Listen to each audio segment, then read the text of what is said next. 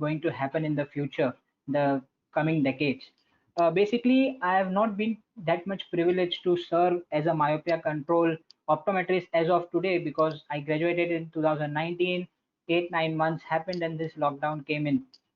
uh, I have been correcting myopia, of course, but I'm not working very closely to myopia control. But this lockdown made me realize that yes, we need to learn about things.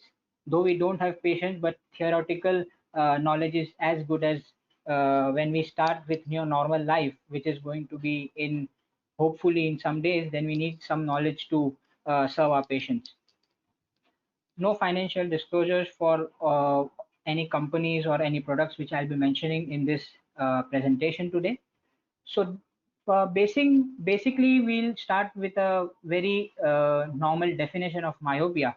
So myopia is basically when the accommodation is relaxed, the light coming from the infinity focuses ahead of the retina, which is what happens is this is a picture of normal eye where emmetropic correction and just a second, I'll open the pointer. Yeah, so this is the normal eye where the rays of light from coming from infinity focuses on the retina. It is an emmetropic condition. In myopia, as I said, it focuses in front of the eye. This is basically myopia, nearsightedness. The today's discussion outline is basically I will be majorly focusing on prevalence of myopia throughout this year and classification of myopia. I'll be just going through that. Understanding myopia progression, how does it happen? Hyperopic defocus, basically, what are the strategies which we need to consider when we see patients? Patient education system, which are available to make understand the patient of what can be a future scenario if there is no correction incorporated, and what is the take-home message for today's discussion. So talking about the global prevalence, every optometrist as of today will be knowing that out of two individuals, one will have myopia by 2050. This is a prediction of global prevalence which has come in.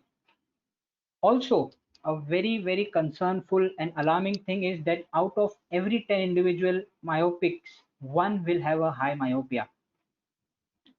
Seeing this graph, when we see the graph is linearly proportionally increasing, and the high myopia is going to touch about 10 billion people in the coming years and decades by 2050.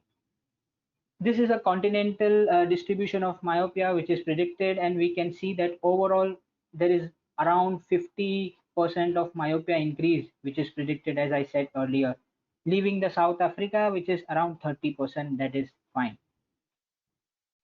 Talking about Indian prevalences, so the recent study which has come by Dr. Pawan, he has allotted and looked upon the previous studies, which is from 1999 to 2019.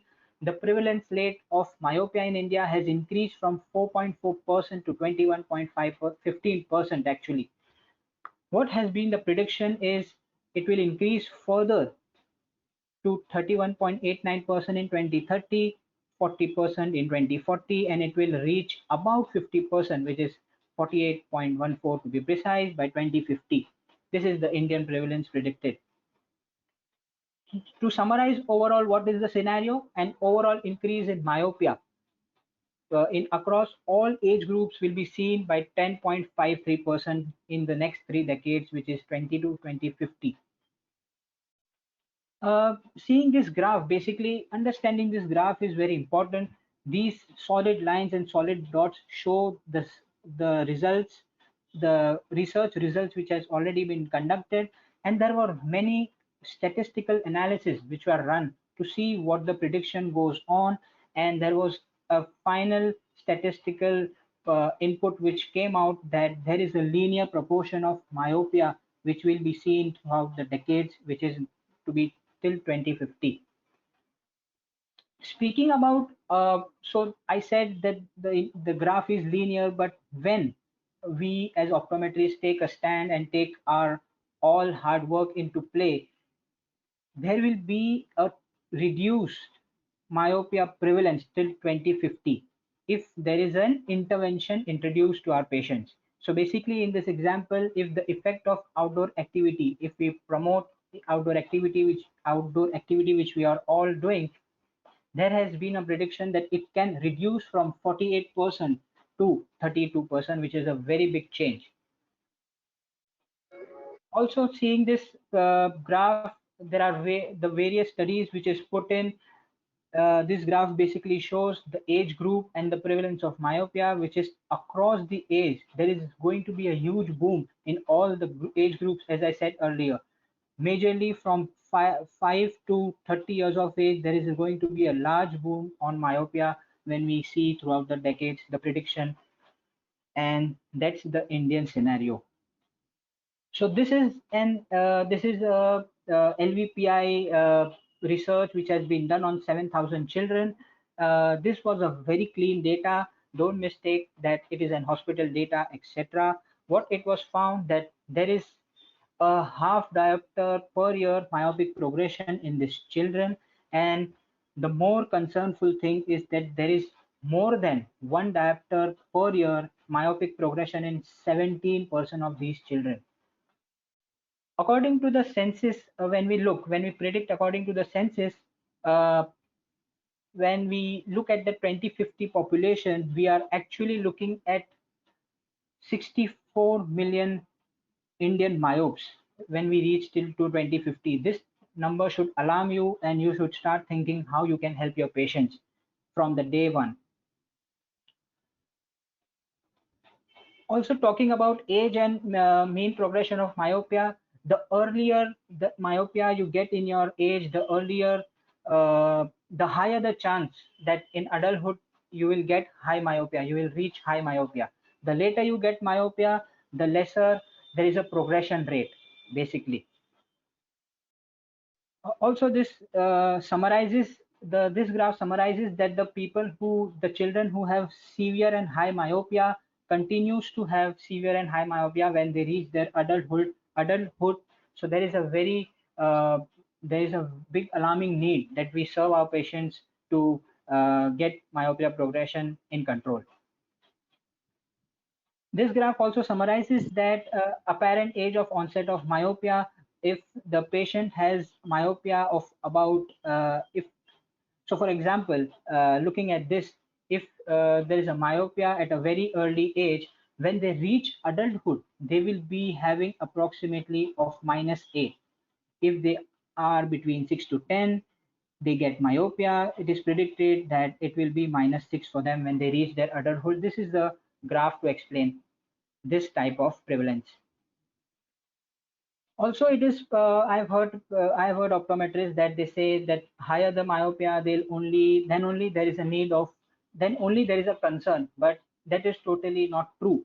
There has been cases reported of tessellation, lattice degeneration, atrophy, and hole in lower myopes also. You can see the figures here, and yes, there are patients seen in lower myopes also. So overall, what I would like to put in that Indian scenario, or overall, actually, the myopes should be considered, and we need to treat them correctly. Moving on, so a lot of prevalence is done. I think the spark is in all our heads to move ahead in this discussion. So myopia and its burden, this is a very good explanation of from myopia profile website. There is a they have explained this, and what we can see here is the myopic error and the ocular condition, which can be how many times it is severe than a normal person. So for example, to just explain, a person who having a -1 to -3 has a 2.1 more chance to having a cataract, 3 into 3 times chance to have a retinal detachment than a normal person, which goes to up to 21 times when the myopia is very high. So higher the myopia, higher the risks, but also we should not forget that lower myopes also have the risk of getting this ocular conditions. Each diopter matters, and reducing by each diopter matters, of course. Reducing, if we correct by a myopic patient by a diopter, we are reducing the risk of macula myopic maculopathy by 40%, open angle glaucoma by 20%, visual impairment. So first 2 points are very important. If we control them, the visual impairment is lessened by 20%, and we save half to 1 year for them to get the visual impairment. Now, classifying myopia, there are 26 types of myopias which can be classified. Unfortunately, in Indian scenario, currently we don't really go ahead in classifying them, but we can understand and we can take lesson. So, age of onset, it can be classified into congenital, school age, prematurity, associated glaucoma, or juvenile and adult onset. Now, speed of progression. It is progressive, rapidly progressive, stationary, and permanently progressive. Structural changes. When we see myopia, it can be classified into pathological, degenerative, simple, syndromic myopia, or physiological, which is night or pseudomyopia. Biometric defects. Very important one. Axial myopia, lenticular, corneal, or myopic astigmatism. Inter-eye refractive uh, difference, which is unilateral and anisomyopia. I'm sorry if you're not able to see the slide. Uh, the I don't know, some half of the slide is cutting. Magnitude myopia can be classified into mild, medium, high, very high, and pre-myopia. Well, response to atropine, which I'll be talking about, what are the various studies which has come in the last 2 decades. Poorly responsive, no responses, responsive, rebound myopia. Rebound myopia is actually when we stop atropine, then the myopia is seen to progress further. That is known as rebound myopia. Breakthrough myopia, and the one which is pseudophakic myopic shift. So we have seen patients getting the cataract surgery done, but we see a myopic shift in them after the surgery. So this is majorly the classification. If you want to have a screenshot, you can take it, and we'll move ahead. So what is basically myopia progression? I have talked a lot about prevalence, classification. So basically understanding myopia, we give single vision glasses that only corrects the central vision, the central myopia requirement of the eye. But when the peripheral rays goes on the retina and it is not focused, which leads to hyperopic defocus. This leads the outer coat of the eye to elongate. So basically, if I draw and show you, can I? Yeah. So if the rays of light from the periphery goes and hit and at the peripheral retina, and if it's not focused, so what happens is there is an outer coat elongation, and the retina is getting stretched, and thus the axial elongation of the eye happens. So this is known as myopic progression, or basically you can remember is hyperopic defocus across the visual field, which is causing myopia progression. So now briefly I'll talk about anti-myopia strategies. What has to be considered? So this picture clearly explains that in older days there was actually the picture is self-explanatory. I don't need to explain this very simple picture. Outdoor activities has reduced in our times, and now we need to focus on them back, and we should counsel them, and we should also try to explain children. Pharmaceuticals, I'll explain about atropine and the studies as I mentioned earlier. Bifocal spectacle lenses, what are their researches and what are the results? I'll be talking about that. PALs, which is progressive addition lenses, soft multifocals, adaptive or contact lenses, that is orthocase in that, and orthokeratology, of course. So speaking about an overall, what this research said, that overall atropine, this is a pharmaceutical, which is a pharma myopia progression strategy, is overall in these studies has shown 77% of improvement in controlling myopia. Same goes to the orthokeratology.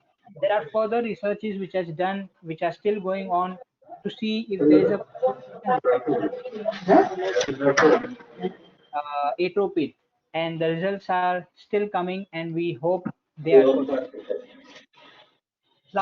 Light and outdoor activities.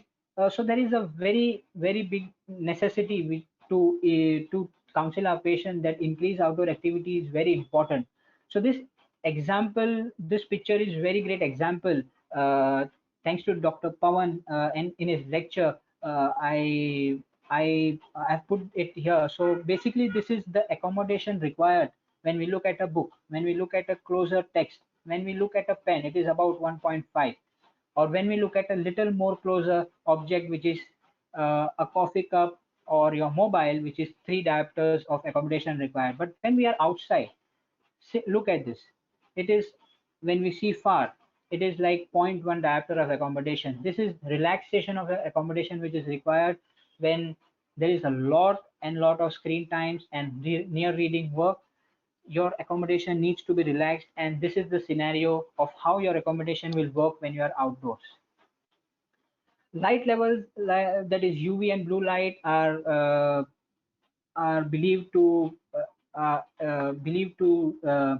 lessen or retard the axial length of the eye.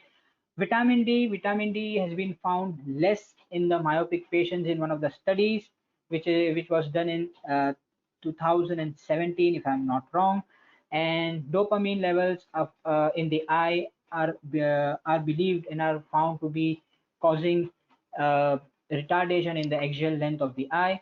As I said, open space. So why open space? Because there is no object in the peripheral also to for the light to come on the retina, and there is no elongation then happening. So that is an open space which is required. Spectral composition, as I said, blue light is believed to retard the axial elongation. Speaking more about outdoor activities, there are several researches which has been done, and here are the readings where risk of incident myopia has been put on the y-axis. Increased outdoor activities, which is hours per week, has been put on the x-axis, and we can see that as the hours increases, the myopia incident rate has also been seen to decrease. Healthcare policies has been accepted and been practiced in these 4 countries, and Fit Sight Fitness Tracker is a very attractive instrument to measure how much is the child playing outside. So basically, there is a light sensor here which measures the amount of light exposure, and it sends all data to the mobile, uh, which is a very friendly app on the mobile of the child, and these results are then sent to parents as well as the child, and as well as practitioner can assess them.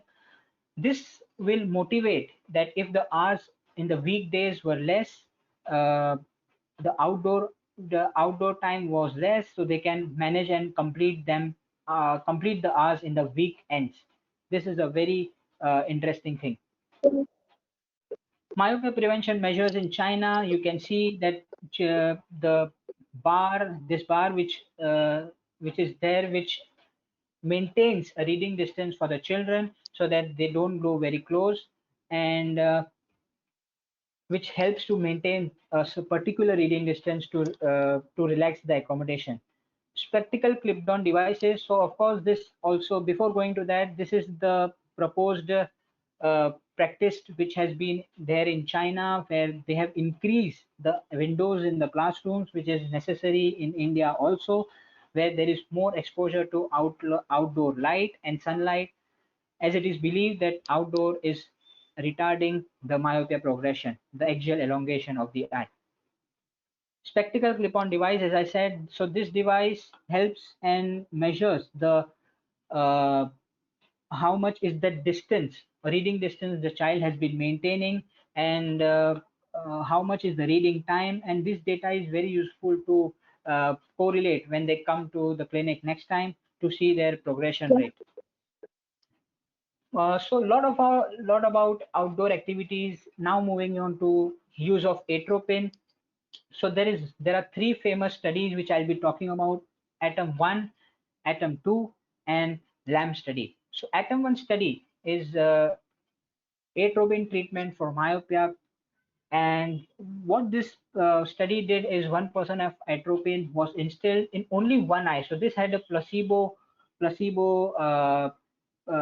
of group which was also there in this study. Placebo meaning they use a drop which is not the uh, controlling. So for example, it's not an atropine basically. And what they found is there is a very good retardation of myopia, where you can see this graph clearly. There is a retardation of myopia compared to the other eye, which so atropine was only instilled on one eye. So the other eye also, the atropine untreated eye also showed a progression. Placebo treated eye which had normal drop, placebo untreated eye also showed a progression. So this graph explains that atropine is effective. 1% atropine is effective. Yes. Also, axial elongation was found to be retarded, and there was actually no difference found when they visited from baseline to 1 year follow-up when they were in the atropine treated eye compared to the others where they progressed in the linear graph. So there was a 0.98 difference in spherical equivalent and zero point 0.4 difference in axial elongation between the atropine eye and the non-atropine eye. But what happened after that? After stopping atropine, there was a rebound effect. As I explained earlier, there was a rebound effect, and that was too much actually. 1.14 diopters and 0.31 diopters, 0.31 in the axial elongation in atropine eyes, which was observed. So this concluded that higher the concentration of myopia, I'm sorry, higher concentration of the atropine lead to higher rebound effect. So this study also had that there are two factors. So as we are using 1% atropine, so it lead to mydriasis, which is uh, larger pupil size after the use. And second, after the use, and accommodation was free. So for my mydriasis, we need to when patients were on atropine 1%, we need to give them tints so that they are comfortable, and accommodation was free. So we need to give them addition for reading for the near vision. Coming to ATOM 2 study, this had three atropine concentrations, and this was a three-phase study. Okay, the first phase, I would put that way, was 1 to 2 years, where zero point 0.5, 0.1, 0.01 concentration of atropine was used. In phase two, which was the third year, there was no drop used, it was stopped, and the observation period had begun. And reaching to the phase three, which is the fourth and the fifth year, again 0.01% of atropine was started. Remember that atropine was used in both eyes in this study, and there was no placebo, that there was only purely atropine patients, atropine children in this ATOM 2 study. So phase one, what do we found? So just a pearl to take at home, 0.01% has little effect on pupils and accommodation.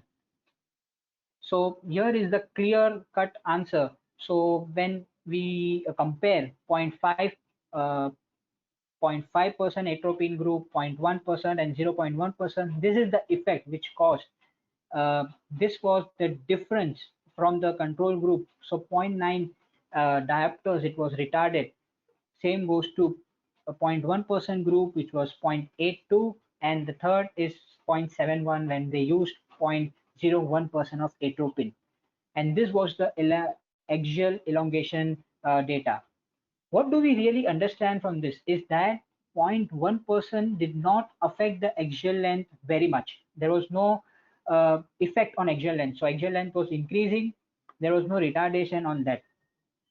The rest of the concentrations showed some retardation.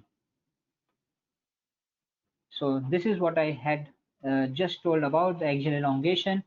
0.5% showed a more retardation of the axial length, but 0.1% didn't show much of the effect on axial length. So this is the second pearl to take at home. Lower doses are almost as effective as 1% atropine. This was the one important point we need to understand. Next is 0.01% is effective in reducing myopia progression. This was stated because according to the readings which they have got. Next, the phase 2 came in and they stopped the drops and the observation period came in. What they found is that there was the placebo from the first atom study also has been put here for us to understand better. But what we see is that 0.1%, which is exactly here, the retardation was less compared to other concentration of atropines when they were used. Same goes for the axial length when we compare from phase 1 and phase 2. So after the stop there was elongation. When we stopped the drops, there was a rebound myopia which was seen more in the higher concentrations.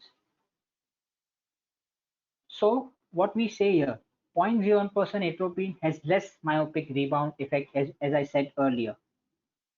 Moving on to the third phase very quickly, understanding how it affect how are the results. So after the observation period, which was the second phase, the patients who were found to have more than half diopter of progression in myopia, they were started again on my atropine of 0.01%, and there was again a static decrease in axial length and spherical equivalent in the myopic progression rate. So what we say here, 0.01% atropine is most effective in long-term management of myopia progression is what the conclusion of the study came out to be. So there were two, I would not say issues, there were two very important key points we need to take from the ATOM 2 study is that no placebo group was added to better understand the effect of non-installation of drops and installation of the atropine drops. Second, 0.01% had no effect on axial elongation retardation. So these 2 points we need to keep in mind, and what the LAMB study. So I'll talk about the three goals which LAMB study has put in and has been explaining us is it wants us to know, they want us to put in these three questions and give us answers that low dose. So how is the effect of low dose and myopia progression compared to placebo? They want to check in this. So the placebo has come into this LAMB study. What are is the so is the concentration dependent response effect on the myopia progression? They want to check that, and also they want to check the best concentration of atropine for myopia progression. So the LAMP study, it is a 5-year based study. There has only been two phases which has published as of date, uh, according to my knowledge. So what basically they did is they used three concentrations of atropine, which is 0.05, 0.025, and 0.01% of atropine.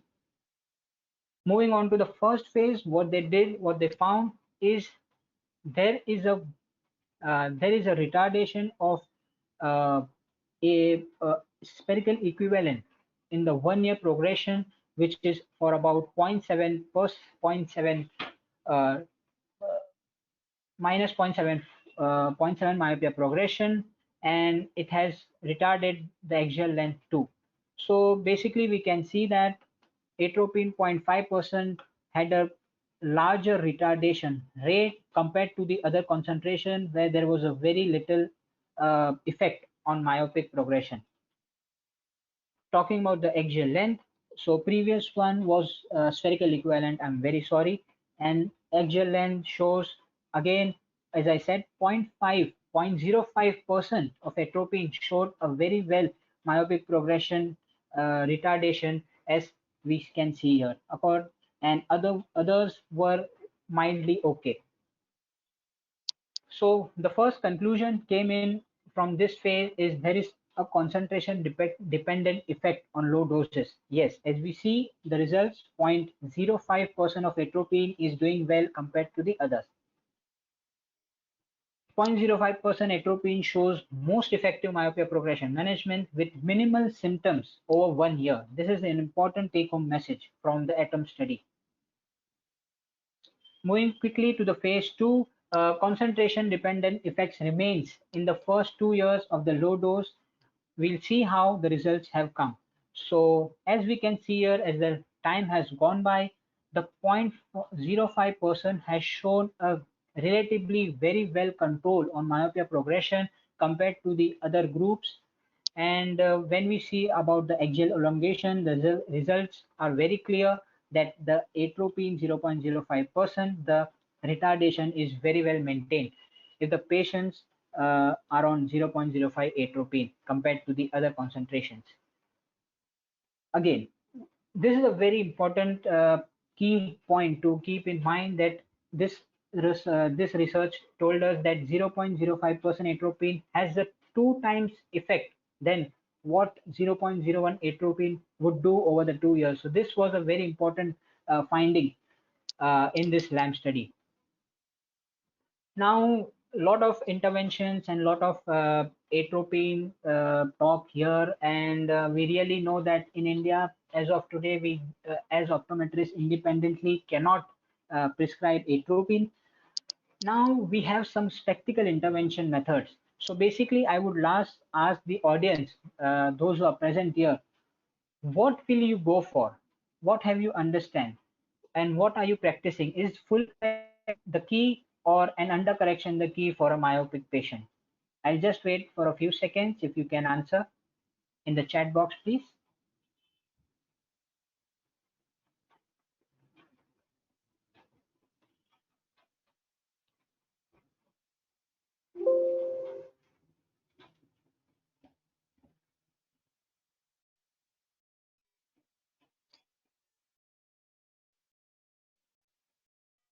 Okay, I guess you have all seen the answer. I'm trying to see the chat. Okay.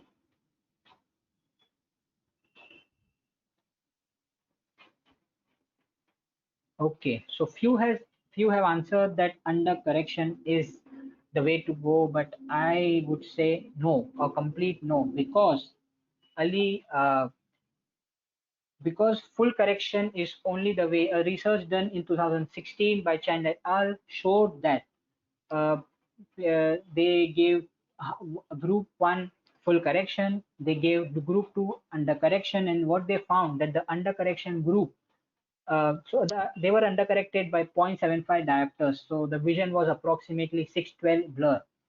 This study showed that the patients who had undercorrected progressed twice the rate compared to the full correction patients. So you have to remember the full correction is only the way. Why spectacle intervention? There is no complication as of contact lenses, which is redness and dryness. Of course, I'll come to contact lenses later, but just to just for the interest of understanding the spectacle intervention terms, this is the thing. There are no side effects of atropine, that is blurred vision and photophobia. And of course, spectacles are easy to fit to young children because they are enthusiastic. They are very active. Moving on further, we'll just talk quickly about few spectacle intervention studies.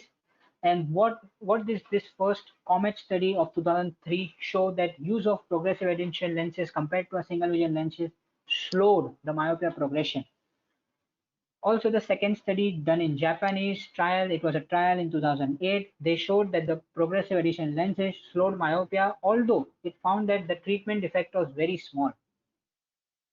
Moving ahead, this is an executive bifocal lenses. Uh, there was a comparison between executive bifocals and an executive bifocals with 3 prism diopters based in. So this is an Essilor Myoplex product. What they found is the results showed better with 3 prism diopter based in executive bifocals. There was a spherical reduction of 51% and axial elongation reduction by 34%. So this is a great result to talk about. So what are various understandings which had come in? So concept before was spectacle intervention. The concept before was which worked on accommodative leg therapy, but now the concept works on peripheral hyperopic defocus as we have understood. So As I already explained this slide, there is a hyperopic defocus in the corrected myopia, which leads to outer courts of the eye to elongate, which leads to axial elongation. So this was a study where the spectacles, there are four types of spectacle designs.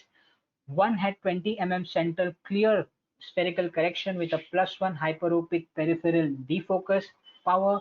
One had 14 mm central clearance spherical correction with a +2. The third was a 10 mm clear zone with asymmetricity, as we can see here, with a +1.9 diopter hyperopic defocus, and fourth was single vision lens. What they found is all the design showed similar results of no significant control on myopia progression, but the third design showed that moderate control, which is 15.4% in spherical equivalent, and axial elongation was found to be reduced by 13.9%. So the third design, which is this one.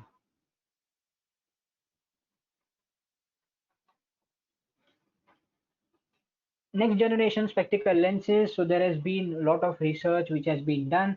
There are various spectacle designs. So this is a Hoya Meosmart. We have been already been knowing this design. There is a central 9 mm clear zone with a hyperopic defocus plus 1.30 circle defocus at the periphery. What this showed, this is a DIMS, defocus incorporated multiple segments. What this showed is spherical reduction of 52% and axial elongation was 62% for myopia. Moving on to the next design of spectacles quickly, it was from Essilor Stellest, and what it showed that axial elongation and spherical reduction was significantly retarded, which was about 63% in spherical equivalent and axial elongation by 64%. The next is novel dot lens from Sideglass Vision. So the one of the what did the pilot study show, that one of the patient's eye was corrected with single vision lens, which is a standard lens, and the second was done with this novel dot lenses. After the 3 months of follow up, there was axial growth which was drastically reduced in the eye, which was given this correction, which is novel dot lens design. But the eye which had standard corrective lens, they were progressing at a known rate. When the designs were switched, so with the eye which had standard lens design had now the privilege to see from a novel dot lens, and the vice versa, there was a virtually stop growing effect in the eye which was then given novel dot lens design. The results look promising. The spherical equivalent reduction was about 74%, and the axial elongation was found to be 50% in this lens when we correct the patients. So moving on to the management plan, very quickly, early onset is always superior and greater success can be achieved. We have to make this very important point in our day-to-day practice. 6 months or yearly follow-up is required when we see a myopia progression patient. Wearing glasses in waking hour is the most important thing.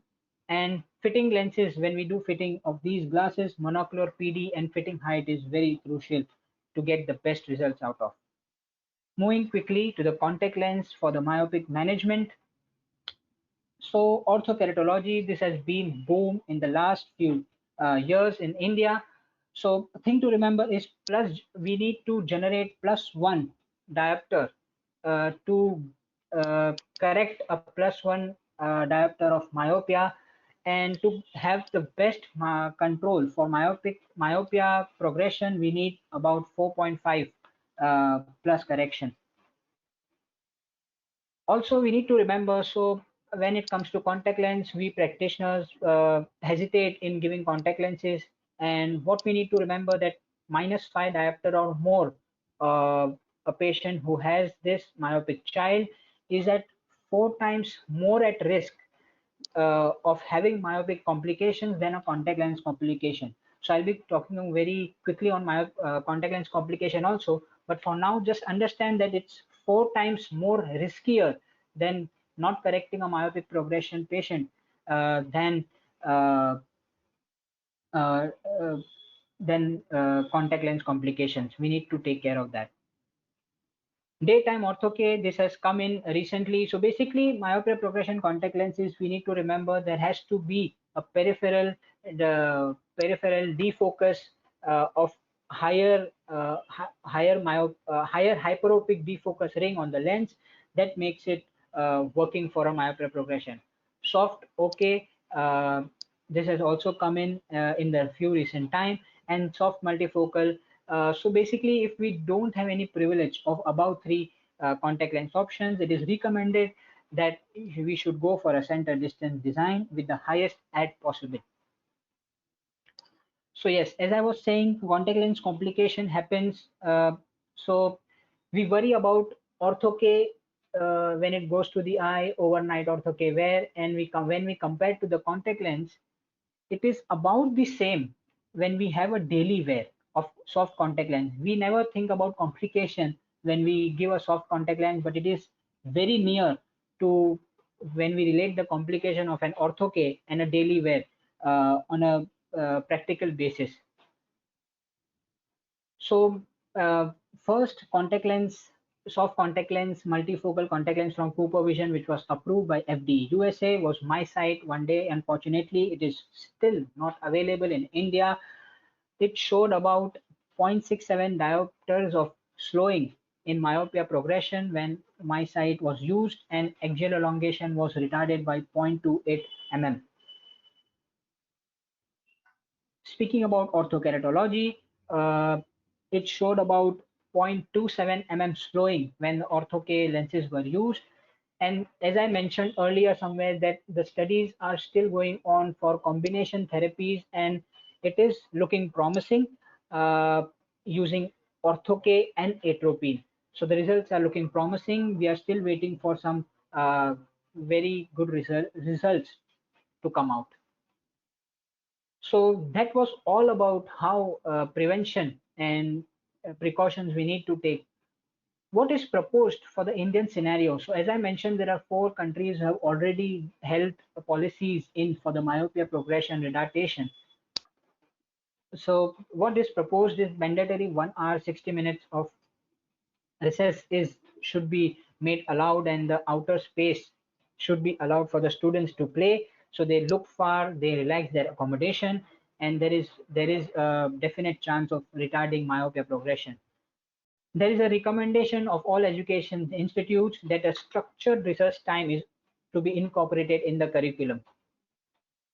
Make it mandatory for the schools to have enough space for playgrounds so that there is a lot of space. The children can have 2 benefits. One, they can enjoy, and the second is they can relax and have a good time.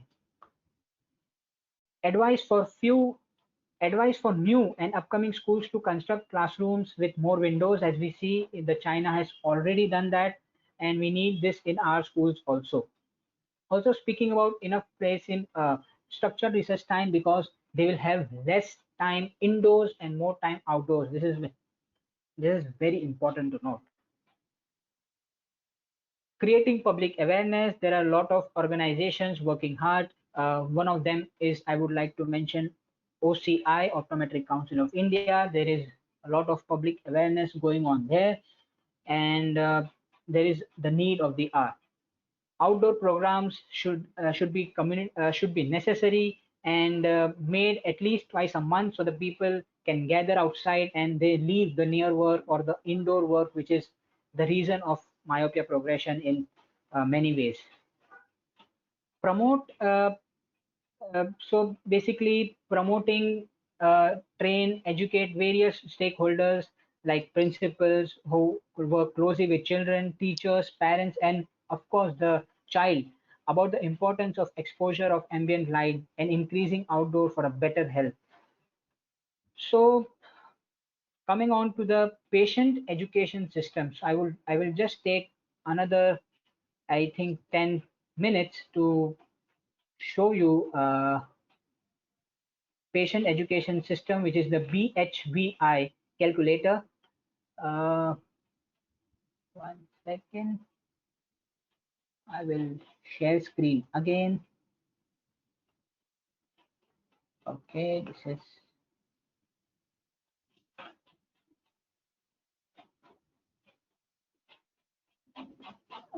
just a second.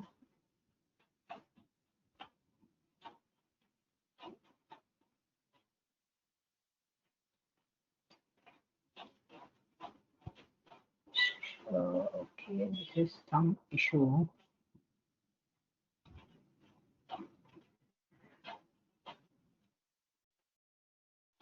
I'm not able to switch the screen. There is some glitch. I don't know actually. Okay. Sir presentation को वापस से of करके then on करिए दोबारा से। I actually wanted to share Google Chrome, but I'm not having any option only. It's directly jumping on PPT. So let me just check for 2 more seconds, or else we'll continue. I'll share the link, which also everybody knows, but I'll share the link later so everybody can have a quick look. Sure sure sir. So stop sharing again. If I can share, can I share once again? Let's check. No, I don't think it's working. So let's not waste our time. I'll just share the link. It's easily available on Google. If you type BHVI calculator, what it basically does is it predicts the progression of myopia, what the child will have at the age of 17.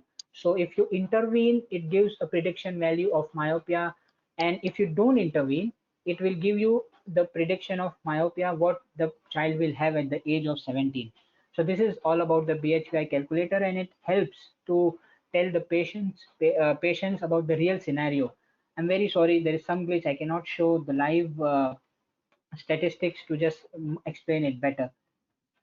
So moving on to the myopia mantra, the M4, which was given by Dr. Pawan, master. So understand the multifactorial nature of myopia. So myopia is not a single, cannot be a single factorial that is only happening due to less outdoor activities, but it is a multifactorial in nature. Measure the X factors, that is estimate the estimate the possible risk factors that can be there, and start treating your patients with the correct strategy. Of course, monitor the refractive error, that is progression, and of course the axial elongation, 3 months, 6 months, as frequently. This is what will help you to guide your patient in the best correct possible strategy. And then manage, of course, with proper anti-myopia strategy. The take-home message quickly. So just remembering, myopia prevalence by 2050 will rise to 48% in India. Progression, which was measured, which is more than one diopter per year, which is there in 70% children. So we need to be very, very careful and thorough on our treatment plans. Pathogenic myopia is about 4.2%, which is to be there, and management is beyond correcting central defocus. So only correcting with single vision lenses is not the way to go for myopia progression retardation, but you also should consider various other strategy options, and that is the way further in controlling myopia. Some recommended recommendations for continued learning. There are various IMAI white papers which is currently published. They are excellent, they are bulky, but they have enormous information which you can go through. Myopia profile website, IVI, OLS series, Shankar Academy YouTube lectures. Cybersite is also one of the very important and very interesting. They hold lectures, SciChat PPTs, etc. And this is very important, which I find that nowadays, as we are in lockdown, people are sharing cases, people are sharing their findings, which is on interactive Facebook groups. So these, try to join these groups, interactive groups, and give your opinions, learn from the opinions which you get from the experts of myopia. I would like to acknowledge these three people who have guided me to make this presentation more interesting and to put the correct